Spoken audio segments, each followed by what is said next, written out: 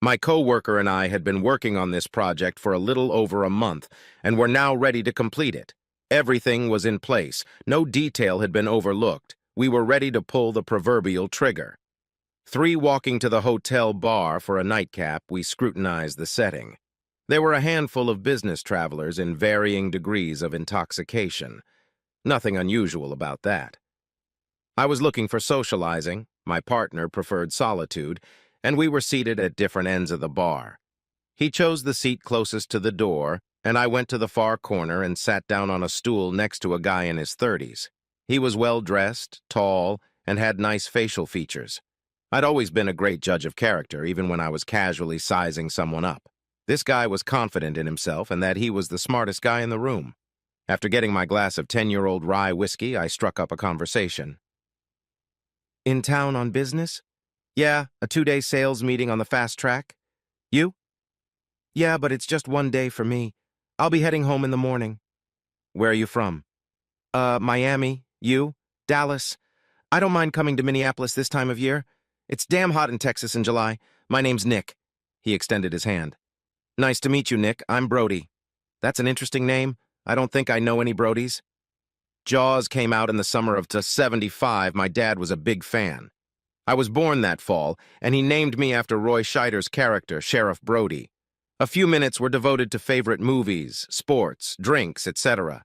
After a few minutes, it became clear that my initial observation was correct. Young Mr. Nick was most in love with himself.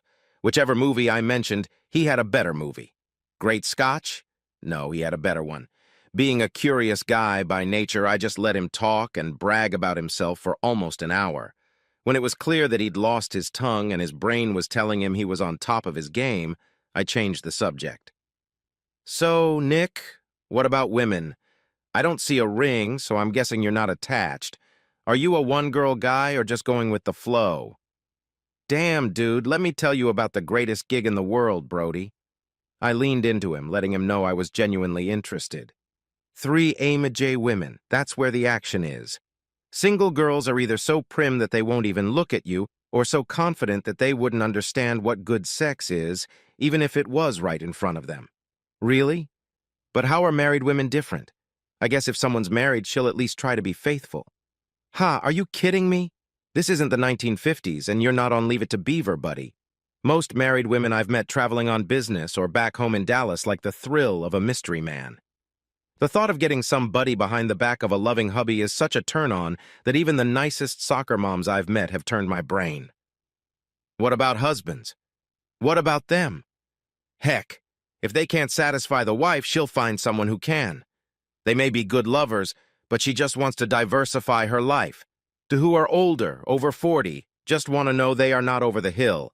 As long as you know which line to feed them and which way to climb when you have them, they just melt in your arms. As for the husband, why should I care? That's intriguing. Let me buy you a drink. I want to hear more. Of course, Brody, you drink fine whiskey, which tells me you're a socialite and can appreciate what I'm saying. I called the bartender over and he filled Nick's glass again. I enjoyed it, sipping the whiskey slowly. Nick was hitting it a little harder. Instead of enjoying the $50 whiskey, he drank it in a volley. "Young punk," I thought as I continued my interrogation. "So do any of these conquests of yours end up in divorce court?" "I don't keep score, but I'm sure some of them do. I've only been caught a couple times, and I don't expect a result. I do it for the pussy, not to steal a guy's wife. My only interest is to get some hot, willing slut and have a good time. If she gets kicked to the curb, what the hell do I care? Even if there are children at the center of it? What the fuck, Brody? Are you my priest or my drinking buddy? I'm not going to hurt the kids, but if some mommy wants to jump on my bones and roll around for a couple hours, I'm fine with it. Like I said, those married whores are some of the wildest bitches on the planet." "Okay, dude, I'm not judging. Are there any recent examples of ones that turned out to be malleable?" He grinned from YXA to YXA. "Yeah, about 4 months ago I was back home in Dallas at a local watering hole. Several women walk in together. Looks like one of those girls' parties. Each has a wedding ring on her finger, and at first they're hanging out together, just drinking and laughing.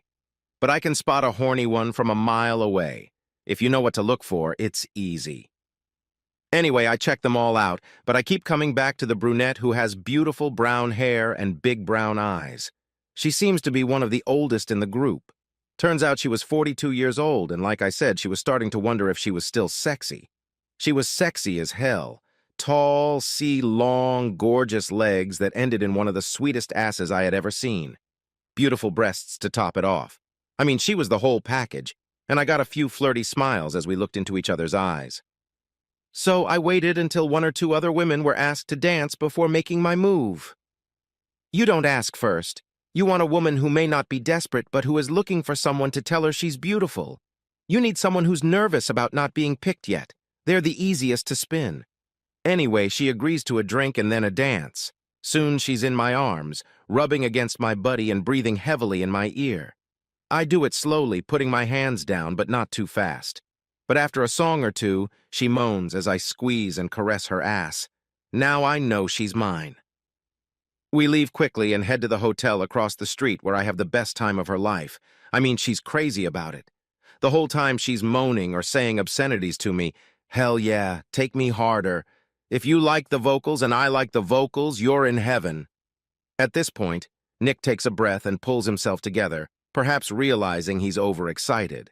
He gets up from the bar stool. Let me take a piss and then I'll finish the story. You won't believe what happened next.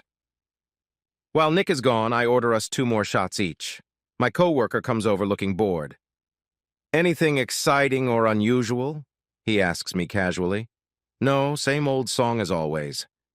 Do you think you'll be ready to get it over with pretty soon? Yeah, I think so. Old Nick and I finish our last drink. Without further conversation, he goes back to his seat at the end of the bar, orders a Michelin Ultra, and starts looking through his phone. Nick returns. He takes the glass and drains it without saying thank you. He's too drunk to think about cultural subtleties like manners. So, you were saying? Oh yeah, and suddenly there's a knock on the door and some guy yells, "Open up, Mandy, I know you're in there. Open the door right now." He must have had some kind of tracking device on his phone. Mandy was hot, but definitely not the sharpest pencil in the box. She just looks at me and whispers, oh no, this can't be. It's my husband, Carl." She starts sobbing and breathing fast, and all I can think is that I need to get the hell out. He's pounding, she's wailing, and I'm getting dressed as fast as I can. I'm ready to rush out in less than a minute, so I swing the door open and try to squeeze past Carl's hubby. He's clawing at me, but he wasn't a big guy, and I'm perfectly capable of standing up for myself. I push him against the wall and hold him there for just a second. There's blinding rage in his eyes. Calm down, Carl. I don't want to hurt you. I don't know you. I just met your wife and I'm leaving right now. I push him hard and he falls to the floor. I'm out the door and down the hall before he can do something stupid that would result in me kicking his ass. The last thing I hear as I head for the exit is her screaming, "It's not what it looks like." Now I'm laughing at the top of my lungs as I run. Not what it looks like? What a stupid bitch. It was exactly what it looked like. Mommy got fucked in the brain, cheated on her husband because she wanted a thrill. Nick smirked, finishing his story. I don't know what happened, and like I said, I don't care. I got the pussy I wanted. Sweet little Mandy got the hard sex she needed, and Carl got what he deserved. But that's how the cookie crumbles, right, Brody, old boy?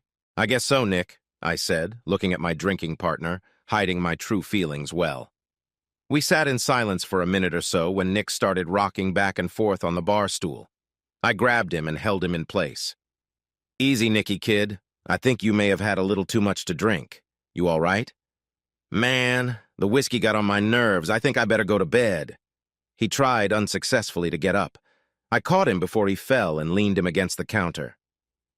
Do you have a room key, Nick? I'd better help you to your bed. I don't think you're going to make it on your own. Yeah, thanks, man, he said, pulling out his room key. 419 if you don't mind helping me get to the elevator and the room. It's not a problem. Glad to help my new friend. I nodded to my coworker, who understood. He went to pay the bar tab while I escorted a drunk Nick to his room. I dragged him through the door and threw him on the bed. Thanks, bro. I really appreciate your help. I usually do better with alcohol, but I guess I'm a lightweight tonight. By the way, Brody, I never asked you what you do or if you have a sweet pussy on the side. I almost felt a tiny pang of pity as I looked down at him. He had that stupid grin on his face. He looked ridiculous. Well, Nick, I have a unique job. It's very lucrative and can be a little dangerous, but I make a pretty good living on my own and I'm always meticulous about my work. Nick seemed about to pass out, but I must have piqued his curiosity because he stayed with me for another minute or two. Okay, so what do you do? I kill people, Nick. Ha! Very funny, Brody. Come on, man. What do you do? I sighed heavily, pulled a chair to the edge of the bed, and sat down, knowing that Nick wouldn't be able to move sharply or at all in about 3 minutes. I kill people like you, Nick. People who do heinous things to others, often ruining their own lives and the lives of those around them. Tonight, I work for a gentleman named Carl Danvers. I believe you met him a few months ago at a hotel in Dallas. Nick's eyes began to widen with fear. He tried to sit up, but couldn't. That's exactly right, Nick. You screwed his wife, but more importantly, you screwed their lives. They're on the verge of divorce, and 3 innocent children, ages 7, 9, and 12, are about to become part of yet another dysfunctional family. Carl found me through a friend of a friend of a friend of a former client. Through this mutual contact, he asked me to balance the scales of justice. He knows that his cheating whore wife will use our joke about the legal system in her favor, so justice in court is not to be expected. However, he has enough resources to ensure justice for a piece of shit like you. Carl is crushed, Nick, and you did this to him. His kids are devastated. His wife decided that instead of dealing with his guilt, she would advise him to get over it. She was entitled to her fun. He may not be able to do anything about the slut, but he sure as hell isn't going to let you off the hook, Nick. So, like I said, you've confused Carl and ruined his family. But tomorrow they'll all be alive and can try to put something back together. You, on the other hand, will be dead in about 10 minutes. You shouldn't have been drinking with strangers, Nick, especially if you're going to have women who belong to other men and leave your drink unattended. Damn it, Nick. You were just too damn easy. I may have to give Carl a small refund. Nick was gurgling now, trying to speak but unable to utter a word. There was a quiet knock on the door and I left it briefly to let my coworker in. He cast one glance at Nick. So we're doing okay here. Uh-huh. Nick only had a couple minutes left. I slapped him across the face to bring him to his senses. Nick, listen carefully. I am the last person you will ever meet on this earth, and I want you to know that this is the face of a man who loves his job. Nick's eyes fluttered open, then closed. It took my coworker and I a few minutes to wipe it all away. It didn't matter. We weren't in any hurry. The cops would review the footage after they found the body, but they wouldn't find anything. The 2 men captured by the surveillance camera in the bar and the camera in the hallway entering this room looked nothing like their real identities. 90 minutes later, with our professionally designed disguise removed and burned to the ground, we boarded 2 different flights. His to Montreal, mine to Bozeman, Montana. Job done, and we wouldn't speak again for a month or 2 until the next job came along. Just before takeoff, I sent a short message to a man who would send a message to another man to send a message to another man to send a message to yet another man and relay the message to Mr. Carl Danvers in Texas. Trash is out.